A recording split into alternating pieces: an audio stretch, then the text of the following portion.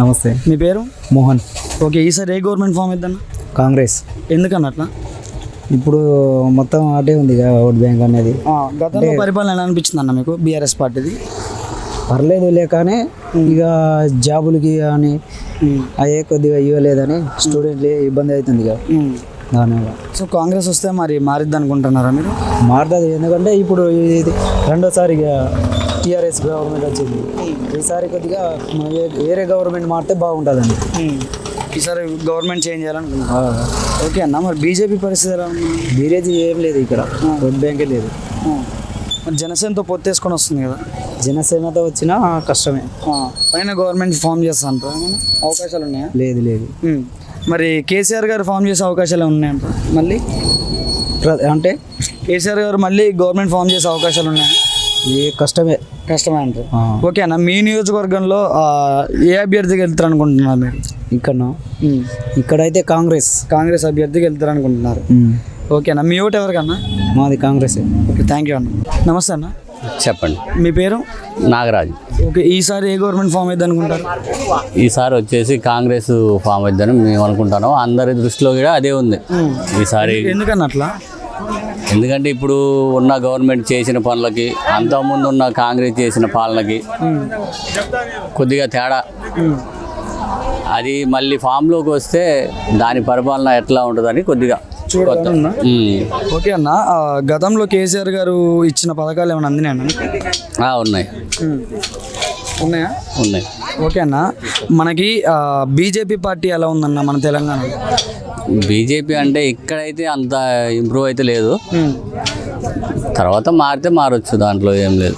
అంటే బీజేపీ ఇప్పుడు జనసేనతో పొత్తు వేస్తుంది కన్నా, ఎలా ఉంది? నేనైనా కష్టమే మన దగ్గర, జనసేన కూడా కష్టమే మన దగ్గర. ప్రజెంట్గా ఉందైతే రన్నింగ్లో కాంగ్రెస్, టీఆర్ఎస్, బీఆర్ఎస్. ఓకే అన్న, మనకి ఈసారి మీ నియోజకవర్గంలో ఎవరు వస్తారు అనుకుంటారు? ఏ నియోజకవర్గం మీది? మాది ఇల్లందు. ఎవరు వస్తారన్న మరి ఇల్లందు నియోజకవర్గం?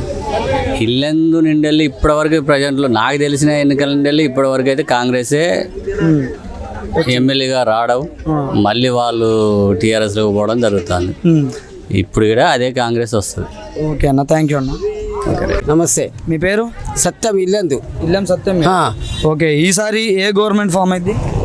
కాంగ్రెస్ గవర్నమెంట్ ఫామ్ అయింది. కేసీఆర్ అడ్రస్ లేకుండా పోతాడు, మాయ మాటలు చెప్పి దళిత బంధు అని ఒక్కరికి ఇచ్చి మొత్తం కూడా అబద్ధాల కోరు. తెలంగాణలో బెడ్రూమ్ వచ్చిందని వాళ్ళ బిడ్డ మీద ఒట్టే చెప్పమని ఎవరికి ఇచ్చిండు?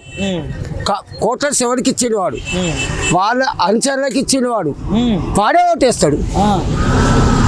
వేరే క్యాస్ట్ ఎందుకు ఎత్తుంది? దళిత బంధు ఇచ్చినాడు, భూమి ఉన్నోడికి ఇస్తాడు, దళితులకు ఇచ్చాడు, మాకు వేరే క్యాస్ట్ వాళ్ళకి ఇవ్వలేదు. వాడు మాటలు చెప్తాడు. కేసీఆర్ అడ్రస్ లేకుండా పోతాడు తెలంగాణలో, పక్కా. ఇది నిజమైన సత్యం. బాను తరిప్రియ 20,000 మెజార్టీ కాంగ్రెస్ గెలుస్తుందని నేను రాసిస్తా. బరాబర్ 20,000 మెజార్టీ మీద గెలుస్తుంది, పక్కా రాసిస్తా. టికెట్ ఎవరికైనా రాని కాంగ్రెస్లో ఇల్లందులో గెలుస్తుంది. పో, నీకు ఎక్కడో చెప్పు, నేను అడ్రస్ ఇస్తా. అలా నేను 3-4 నిలబడి తిరుగుతాను నేను కాంగ్రెస్ హరిప్రియ. ఇంతకుముందు కాంగ్రెస్లో గెలిపిస్తే పోయి టీఆర్ఎస్లో గెలిచింది. ఆమెకు ఓటు వేయద్దు. ఆయన ఏం మంచి పనులు చేయలేదు కేసీఆర్.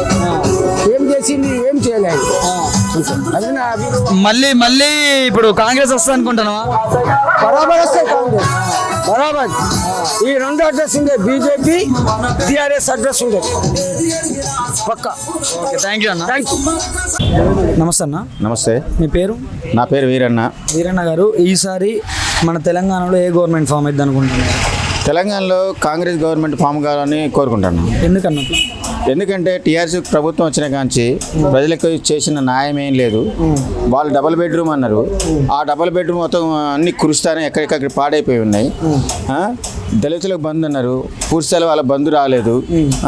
తర్వాత బీసీలకు లోన్ అన్నారు, బీసీలకు లోను రాలేదు. ఎక్కడ ఎవరికి లోన్ రాలేదు. తర్వాత భూమి లేని వాళ్ళకు కూడా కనీసానికి యువకులకి ఏదో ఇస్తానని చెప్పారు, లోన్లు ఇస్తాను, అది ఇస్తాను, ఇది ఇస్తానని చెప్పారు, అవి రాలేదు. తర్వాత దళితులకు 3 ఎకరాలు భూమి ఇస్తానన్నాడు, అది ఇవ్వలేదు, అది రాలేదు. కనీసానికి ఇంతవరకు కంట్రోల్ బియ్యం కూడా సెంట్రల్ గవర్నమెంట్ ఇచ్చేటి వస్తానే తప్ప నుంచి రాష్ట్ర గవర్నమెంట్ ఈ రాష్ట్ర గవర్నమెంట్ మాత్రం దగ్గర 10 నెలల నుంచి కూడా ఆ బియ్యం కూడా రావట్లేదు. కనీసానికి ఈ రాష్ట్రంలో ఉన్న పరిస్థితులలో కూడా కూరగాయల రేట్ల కానీ మొదలు పెడితే ఉల్లిగడ్డ కాడికి పెరిగినాయి, కానీ దాని గురించి పట్టించుకున్నవాడు ఈ గవర్నమెంట్ లేదు. కానీ ఈ గవర్నమెంట్ ఈసారి రాకూడదనే కోరుకుంటున్నాం. ఓకే అన్న, మీ నియోజకవర్గం ఏదన్నా? మా నియోజకవర్గం ఇల్లందు నియోజకవర్గంలో ఎవరు గెలుస్తారు అనుకుంటారన్న? మేము కనీసం కాంగ్రెస్ రావాలని కోరుకుంటున్నాం. అంటే వ్యక్తి అయితే ఇంతవరకు ప్రకటించలేదు, కాంగ్రెస్ రావాలని కోరుకుంటున్నాం. ఓకే అన్న, మన ప్రీవియస్గా చూసుకుంటే మన హరిప్రియ గారు చేశారు, ఎలా అనిపించింది అన్న మీకు? హరిప్రియ గారు చేసారు కొంతమేరకు నయమే. కాబడుతుందంటే అలా ఉన్న కొంతమంది నాయకత్వం కూడా ఆమె ముందుకు రావకుండా చేసిండ్రు అంతే. సో ఇక మీరు కాంగ్రెస్ రావాలనుకుంటున్నారు? అవును. థ్యాంక్ యూ అన్న. ఓకే.